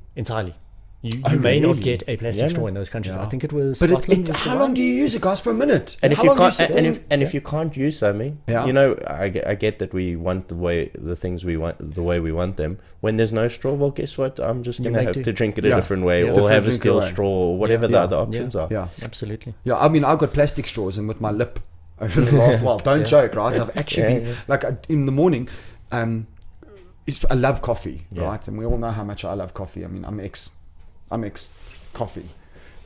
In the morning, when I drank coffee, it would burn my lip, like, because it was so sore because of the knee to the face from one of my students. Yeah. And I was using a straw, but I got a plastic straw. Like big, thick plastic straws that I use. Yeah. And they were cruising around in the car with me everywhere. Yeah. You know, I was keeping these straws there. Yeah. Worked. I worked. Absolutely. I wanna find that company that does that bendy straw. Swirly. No, Is it good? the one that gets together. It's a metal straw with some form of like rubber polymer inside. Yeah. And when you pull it out the case, it Iron Man's assembles and I know. Yeah. No, Not it's only is it a fantastic. toy, not only did you just gadget. mention the word Iron Man assembles yeah. with reference to a straw, but one Sold. I want Absolutely. one. Yeah. I want one. Yeah. I'm gonna Yeah. I'm gonna make a commitment to get a straw like that, just because that's cool. But again, there's certain things, and we just need to be cognizant of what we're doing, whether it's water usage, whether it is plastic wastage, whatever It's a knock-on it is. effect, though. Absolutely. As soon as you start being conscious about one thing. Let's talk a little bit about some of the options that the country does have, because it is fascinating. I mean, we talked about iceberg water harvesting. Yes. What are the chances of desalination in the country Look, they're putting up a desalination plant in Cape Town at the moment? Same. It's running, yeah? Yeah, it's up and running. It started Okay. producing. Oh, so there is Yes. already Yeah, an yes, existing it started desalination producing. plant in As Cape far Town. as we know, it's not on the capacity that they wanted, but it is it's up and running. Okay. So desalination is obviously viable for your coastal cities, but somebody like Joburg, or You can't. somebody No, like you can't. someone like Yeah. us in Joburg, we just can't look at desalination. Rainwater harvesting is obviously viable. Yeah. That's certainly something they can look at. The iceberg harvesting, yes. I mean, that's it's a very out there concept. it's ludicrous. And again, it's only for coastal. Yeah. So, you could look at things like grey water. From what we've really found is it can't be. It's not going to be a single use. Yeah. Quantify grey water. So grey water is, or I suppose it's grey water harvesting. I guess it's grey water is your bath water, shower water, basin water. So obviously you have rainwater, you have grey water, like I said, which is your bath and shower and basin, and then you have black water, which is sewage. Yes. So Black water needs to go away. Yes. Very quickly. Rainwater can be used, and Yes. brown water. What can we do with that? Grey water. Brown water. Yes, black water. Yeah. Grey water, there's still a lot of government legislature controlling grey water as to what Yeah. you can and can't do with it. But you can feed your plants. You can. So from what we understand with grey water, it needs to come straight out of your house and straight into the garden. It may not be stored in a tank. Okay. From a bacteria point of view. Okay. Of course. Yes. There's The going other to side of things- those considerations Yes. as well. The other side of things is it may not be kind of sprayed into your garden. So with an irrigation system, it has to go through what they call a subterranean irrigation system, which is effectively hose pipes under your ground with perforations in, and it seeps into the water underground. Oh. So those are the regulations, and that all goes around Hygiene, Absolutely. 100%. Absolutely. Yeah. So Urban Rays as a company, we tend to stay away from grey water. It can get quite Tricky. messy, and excuse the pun, it's a bit of a grey area. There's a lot of Oh my God! You just Hey, went there. how good was that? That was phenomenal. So if it's not done correctly, it can become a problem. That was quite a big problem they had in Australia, because Australia is by far the industry leader. in terms of rainwater harvesting and water storage and whatnot. And they implemented rebates for rainwater systems as well as for grey water systems. And can I tell you what, guys? Sorry, carry on. If I may just finish, they pulled the rebates on grey water because there were too many Bucky Brigade cowboys doing bad systems that were leading to hygiene problems. So from that point of view, we tend to stay away from it. Grey water is an option, but just going back to your original question as to what we can do, I don't think it's a single solution will fix the problem. It needs to be desalination. It needs to potentially be an iceberg. It needs to be kind of properly regulating rainwater harvesting or incentivizing rainwater harvesting. Incentivizing. That's exactly it. So you're saying in Australia they actually give you a rebate. Yes. So if you do rainwater harvesting, they'll rebate the system. Can you imagine if the government turned around to me and said to me, I will give you or pay a portion of your rainwater harvesting kit?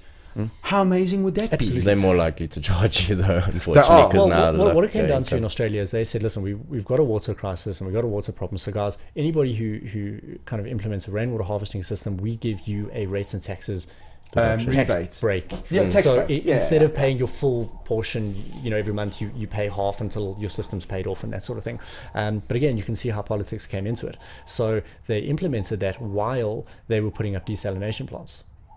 The desalination plants came online. Nobody wanted to use the water. There was no demand for the water. So what did they do? They pulled their rebates. They then implemented, we will pay you to take out your rainwater harvesting system. So that you can get back into the system and start paying for. Fucking joking. Politics. Same thing they do with solar panels and things, because now you're not taking as much from it. I would love a Tesla system. That's what I would love. That's the idea. That's what I'd really love. And the problem is just as it's the initial outlay. I know I'm going to get that money back. Do you know what I mean? I know it's going to make it. So let's say my return on investment break point is 7 years, for argument's sake. And I know that for the next 7 years, I'm not going to have to pay that. So now I actually start saving. But it's the 20, 30, 60. It's a massive financial 50K. undertaking. And also what it does require is a long-term outlook. Because a lot of people, unfortunately, are very short-term based. Yes. They don't see how many people don't start pension plans early enough. How many people don't start investing retirement early enough? annuities. Why? Because they take a short-term view on things, and things like, even to a large extent, rainwater systems. I mean, there is a return on investment, absolutely, but people are not, potentially prepared to wait. What is the average break point for your return on investments on a rainwater system? Look, it's average. It's such a hard question to answer because it comes down to how long is a piece of string. You know what I mean? How much water do you use? So you would water your garden, and I'm just going to say hypothetically, you water your garden twice a week, and Kirsten has a massive deep bath, and Jared is showering for 4 hours a day. Whereas somebody like me, maybe I'm not home as much, so I use less water. And you have less surface area. Absolutely. I'm a slim, streamlined kind of guy. So the point I'm trying to make is that every person and every household has different consumption needs. I've got you. And that's where your return on investment is. So give me a range between 3 to 5, 5 to 7, 10 to 12. To give you an idea, and this was a client that came in that had a 2,000 litre rain cell tank, and he came in to buy a second one because he was so chuffed with the system and how it was working. And he said to us that he was saving 500 Rand a month on his water bill. And I mean, if you look at a system like that, he installed it himself. A system like that, he was probably in for, at the time, 8 or 9 grand. So saving, 500 Rand a month is substantial.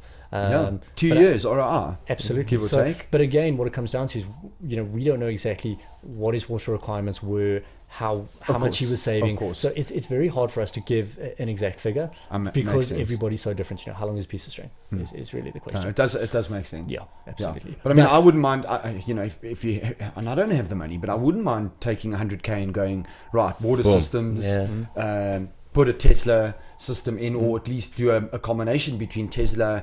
I don't know, but I mean, get panels on the roofs and. But that being said, like a rainwater system doesn't have to be that expensive. No, I mean, your rainwater system is far more cost effective than electricity. Yeah. Absolutely. And I can go without electricity. Sure. I really can. I mean, I'm not going to die. But I am going to die with water. Yeah. And 2:00 in the morning, I've got a little screaming baby who needs a diaper changed, and there's no water. And I mean, that's problem. That's real world problems. Absolutely. Last night, I set up the podcast with candles. Yeah. I mean, Yeah. I'm not gonna. You Why, know, why aren't the candles here? 'Cause Come I'm- back. I thought we were creating a bit of ambiance. No, but I mean, you hit the nail on the head. And, you know, like a rainwater system or even a water storage system is very cost effective compared to you know, putting in some form of solar or PV or something like that. And I think the benefits far outweigh. You know, you wake up tomorrow morning and don't have electricity. Well, you make a plan. You Yeah. don't have water. No showering, no flushing toilets. It's a Yeah. massive issue. Yeah, it is. Yeah. So. And we are. I mean, we're living on this very tenuous brink of. Yeah. At any point, the electricity system could go down. Yeah. I was reading a massive article the other day about coronal mass ejections. Okay. So you know what a CME is? No. Okay. So Sorry, every now no, not at all. Every now and again, what the sun will do is the sun will go through periods of activity and inactivity. Solar flare, just so. So Okay. coronal mass ejection is Okay. a massive solar flare. Yeah. Okay. Okay. It's a really big solar flare. And the last one that happened was in the 70s. late. Oh no. The early 1900s. They had Okay. such a big CME, right, that even people in England at midnight could see aurora borealis, right, all over wow. the world, because as the CME, this coronal mass ejection, hit us, Yeah. it interacts with our ionosphere, Yeah. right, and then so the only reason we see aurora borealis in the north and in the south pole is because our Van Allen belt or basically looks like a bow, right, and the bow points come in the north and the bow points come in the south. Okay. So as radiation particles hit us, it directs it to the north pole and it directs it to the south pole. That's why you see it there. Is It that was because of the so- concentration? it was so big that it could be seen like all over, right? Incredible, man. And at that point, okay, it fried. At that point, they had Morse code and man. telegraphs and things like that, and it fried fucking everything. Okay, they reckon if a similar CME hits us now, Game over. right? Game fucking over. In terms of electronics Okay, and stuff. electronics gone. Every single transistor that feeds us power blown.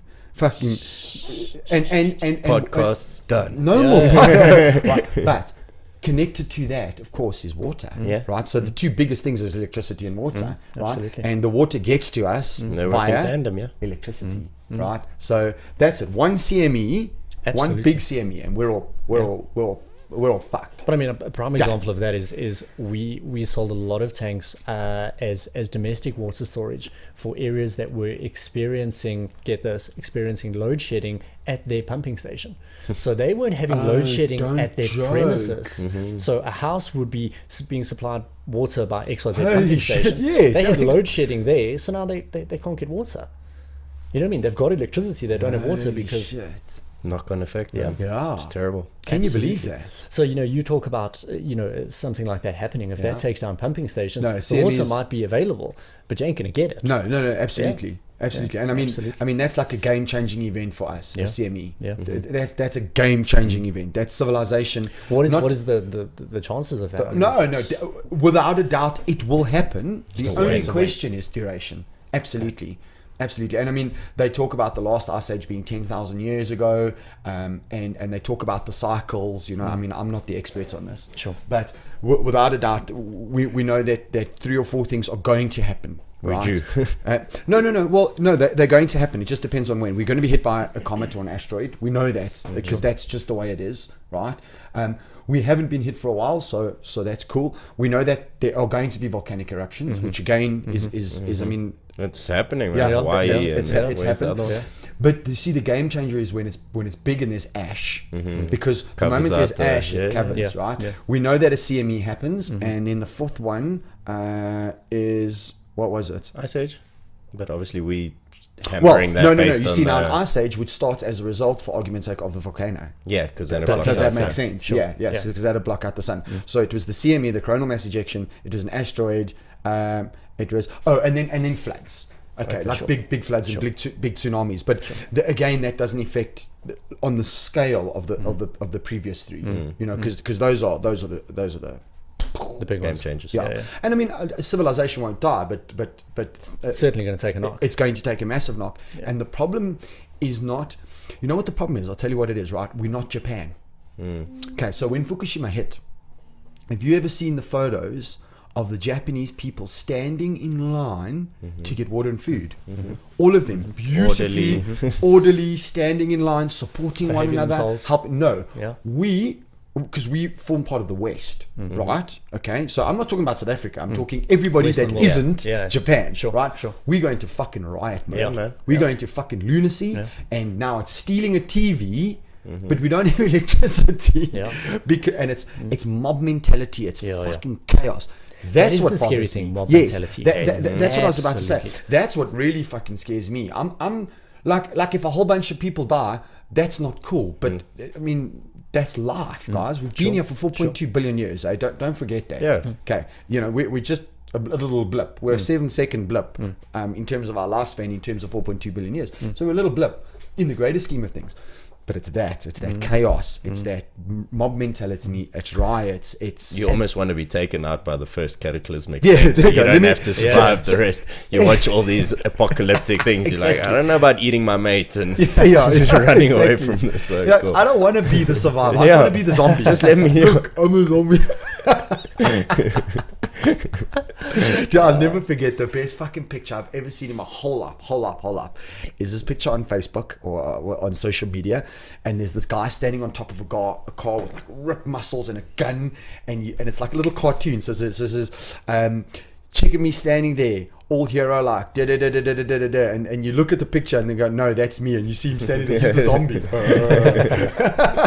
That would be Nothing me. wrong. Yeah, that would be me. But I mean, that's the realities. Yeah. Yeah. Not that far. Yeah. And it's fucking frightening to talk about, and it's fucking scary to think about, you know, because what does these little walls mean? They mean nothing, guys. Absolutely. I mean, it's a fictional illusion of protection. I'm a zombie. Easy though, but like, don't. I was been waiting training for my that whole to life. You know what the guys. problem is though, man? Your armbar is zombie. The arm's coming off and then- your calf's going right over his mouth. So he's just gonna have a chow of your. No, I'm real naked choking, man. That next mouth's got to be that way. Yeah, we got to bring a little bit of jiu-jitsu. Absolutely. Absolutely.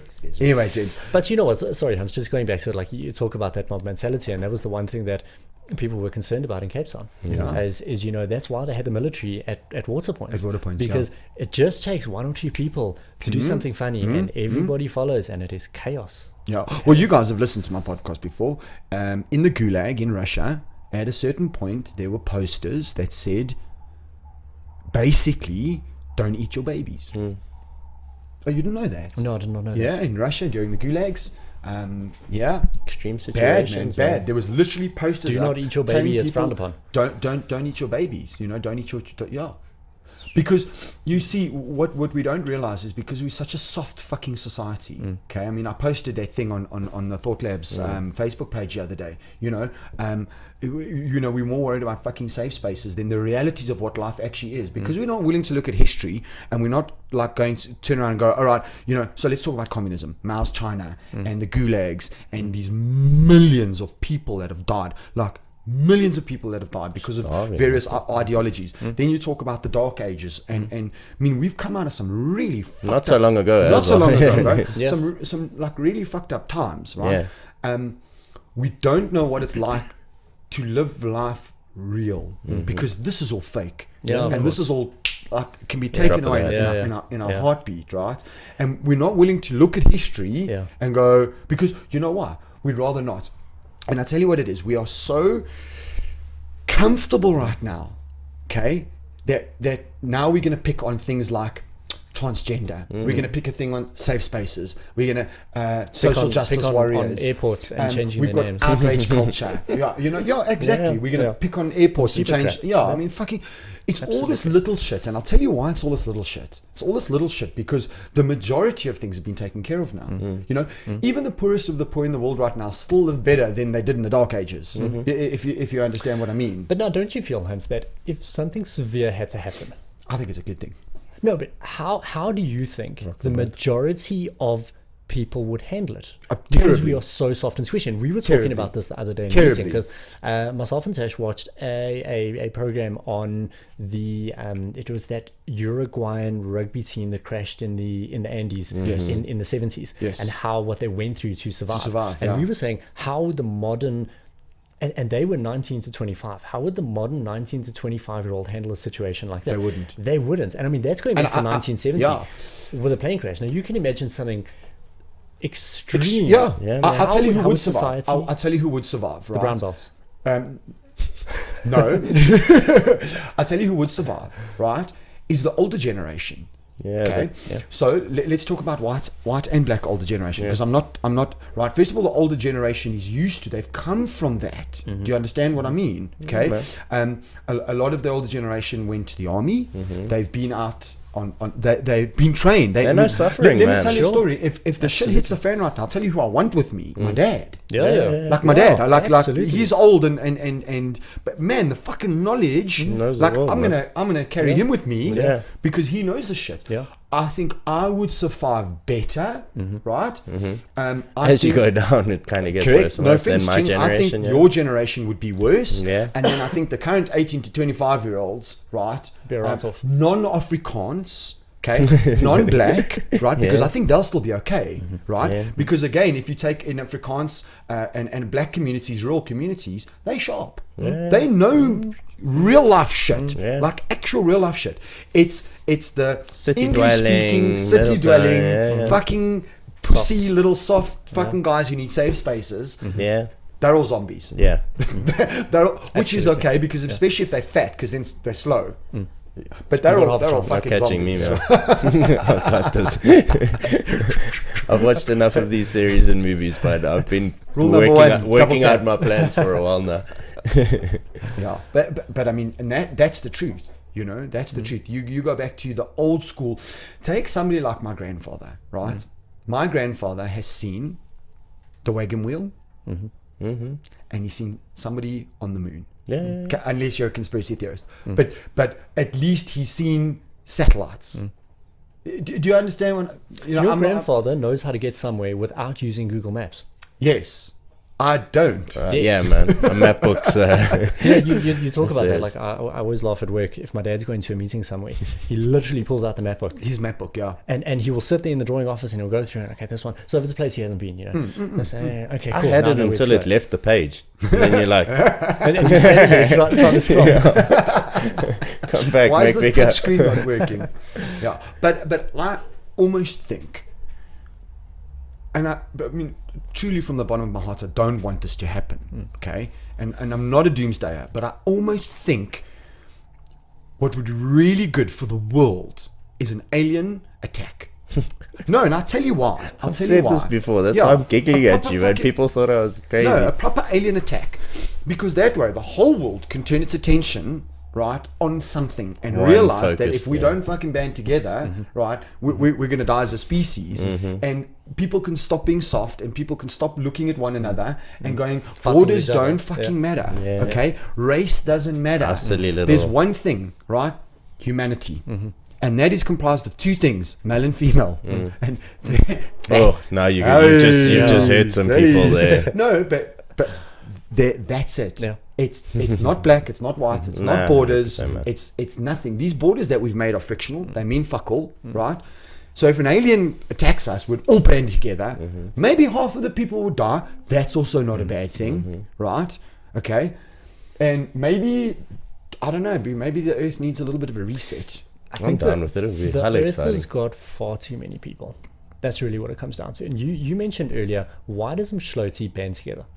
Because it's small. Exactly. Yeah. Small amounts of people. What are we on? 7 billion? I don't know. Maybe approaching 8 billion. No, that is billion. a lot of people. So I watched a fascinating documentary the other day, and they reckon by 2030 or 2040 we're going to reach our peak 10 billion, right? And then that's it. It's not going to start pushing back as it has. It's not going to go higher than that, right? And they gave the whole mathematical equation, which I'm not going to get into now. But we'll reach a ceiling, and we've pretty much done that. So they reckon 10 billion, and then what's going to happen is it'll start evening out and possibly even reducing. So, but I mean, okay, it's still to say that there's another 3 billion people coming. Sure. And what in terms of plastic and damage and how many natural resources that we burn through, because essentially the whole kicker was farming. If we hadn't realized how to farm, we'd still be hunter-gatherers. You know what I mean? But going back to it, if we're going to have another 3 billion people on the planet, we don't have enough water for the 7 billion we have. And again, we can't make more water. You know, we can go through exercises like desalination, but you know, the fact remains the water ratios between salt water and fresh water is has nothing to do with us. Because if you think about it, we can purify salt water or you know, take the salt out of it, go through desalination and whatnot, but that water is going to be used and evaporate, and it's going to rain in the ocean, and we're back to square one. And never mind that You know salt what I mean? content is also getting pumped back into the sea, which is Look, in it's itself a whole. I think it's still going to balance itself out, but the fact remains because you pump back salt and then it rains. And it wants You see that we don't know. it wants X amounts of fresh water and salt water and whatnot, and the fact is we don't have enough of it. Yeah. And now we want to add another 3 billion people, you know. Yeah. Where are we going to go with that? Look, Ching and I are cool. We can armbar people. I don't know about you. I found that a bit abusive, but okay. And by the time there's 3 billion, you'll be striped 4, guaranteed. Guaranteed. Stand back, zombie. I'm a 4-stripe white belt. Absolutely. Hold on, I need to time my belt. But you guys joke, and I often say to people, I say to me, okay, let's say that there's a catastrophe. And I'm not talking zombies because that's bullshit. But let's talk about a real life catastrophe. Let's say there's a CME or there's a volcano or something happens. I don't want volcano because that's ice age, and we don't want that. Because That being said, volcanoes are pretty far from us, as I understand. It's a big enough cover ice age. Ice age is ice age, dude. It's cold, man. Yeah. I'm battling with this morning. Yeah, I'm grumpy with this winter, let alone ice age. So let's say there is some apocalyptic thing of let's say CME and whatever the case may be. Okay, what skill do you have to add to your community? So let's say that there is a community of 50 who've banded together, right? And one oak can maybe do a little bit of wood, and one oak can maybe he understands a bit of farming, you know. At least I can turn around and add a skill. I've actually got a skill that can never leave me, my jiu-jitsu. And I mean, like, we joke about it, right, Ching? But I don't know if you've ever thought about it this way. I say, at least, you know, I could turn around and I can go, all right, I'll teach you how to defend yourself in exchange for food. Because I don't know how to fucking farm. Right? I mean, I can plant a plant, but I don't know how to farm. So because isn't that what it's about in these instances? It's being able to barter skills. Absolutely. So I'll barter food for wood or a chair, and I at least I can teach the skill. I've got to. I will barter rain salt tanks for I've got you. Yeah, I've it's got a scary equation to consider, man. Yeah. Just what you could actually bring to the party. But I think what can you again, bring to the party? it goes back to the new generation. I think we're just that much softer than we were 100, 200, 300, Hey, I'm 500 soft in years compared to ago. my dad. Yeah. And my dad's soft in compared to his dad. Well, we must remember, So- guys, a few crazy bunch of our ancestors climbed on a ship not knowing where they were coming to because, you know... But how bad was things at home is what I always consider. That all these oaks climb on a ship. Where are we going? I don't know. Yeah. Well, it was religious. Well, I mean, for the Dutch and everybody, it was religious persecution. That's what they wanted. They wanted religious freedom, and they didn't want to be beholden unto the church. They believed that spirituality was found through yourself. So yeah, And resources, man. Yeah. Let's go see what's out there. Yeah. Well, look at the Dutch, right? They literally fight the ocean. And they do a damn good fucking job, but they literally fight the ocean. Yeah. Incredible. That's their fight. Yeah. You know, we can't even fight. And they winning that one as well. They are winning. Yeah. Anyway, gentlemen, thank you for that. I'm going to call it there, and I'll tell you why, because I'm going to go and do some jiu-jitsu training now. I wish, Fantastic. man. I know, Ching, you're out. Are you sicko, bro? Couple I more would've- days. Yeah, I know, bro. Couple more I days. know. Gaz, are you coming to join me? I'm not. I actually have to get to work. Busy times. When there's an apocalypse, remember you need a Yeah, skill. remember, you need a skill. Well, that's why I'm going to work to make some tanks. No, we've as you know, we're launching the new range of rain salt tanks in That's a right. couple of weeks. So we've got a lot of homework to get done before then, to make sure everything's ready. But it's looking good. Cool. Yeah. Thank you guys for coming on the Hans, podcast, thank you man. so I really much for appreciate it. It having was us. awesome Enjoyed chat. that. Yeah, it was fantastic. A little bit doomish towards the end, but cool and fun nevertheless. Yeah, And absolutely. to all the guests, so long and thanks for all the fish, guys. Thanks, guys. Thanks very much. Ciao. Ciao. All right, guys. I hope you enjoyed that podcast as much as I did. It was a hell of a laugh, and it was good to have two really good friends of mine in studio, or at least at my house with me. We discussed some very serious things, but at the end of the day, I think I had a lot of fun doing it. It was such a cool, free flowing conversation, and it was really cool to have the guys in studio with me. As always, the show is brought to you by Jared Smith, who's my main equipment sponsor and the Thought Lab sound engineer. And finally, this week's episode was brought to you by Urban Rain Systems. So yeah, go check them out, guys. I hope you enjoyed the podcast. I'll catch you next time. Ciao.